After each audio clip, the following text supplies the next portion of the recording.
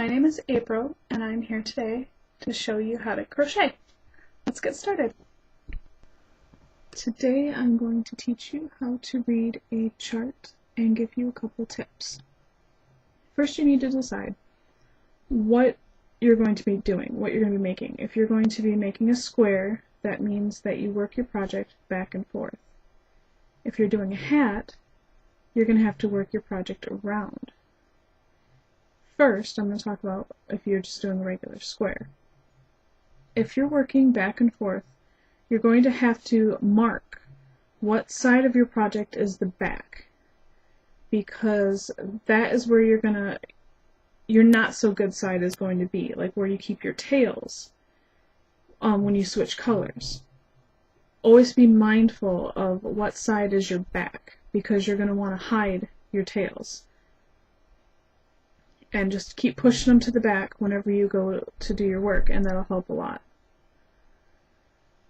When you start, if you're from right to left, you're going to start at this bottom corner, and you're going to work this way, and then back and forth. It helps to take a pen or a highlighter or something and cross off a row when you get done working it, so you don't lose your spot. That's a tip that I can give you. It's different if you are working a hat. Now, here's a hat. This is the top of the hat. This is the bottom. If you're working it, if you start the hat at the top, and when you make it you go around this way, you're working from the top down. So if you're working a pattern like this, it would show up to be upside down, because if you started working it from your perspective, it would be upside down. So you're going to need to flip your pattern and work your pattern upside down so it shows up on your hat. See? You're going to want it like this. So be very mindful of how you're doing your project and where your pattern is going to lay out on it. Also, if you're putting a design on a hat, you don't have to worry about the tails so much. Most people aren't going to see the inside of your hat unless you show them, so you can have knots and not be as mindful of where you put your stuff, where your tails are, or hiding tails, which is another reason why I like to make hats.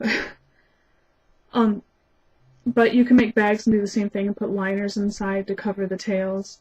A trick you can use when doing a project is if you have a lot of colors to switch, if you hold on to the colors, you will have yarn everywhere and twisted, and you'll be spending a lot of your time untwisting things.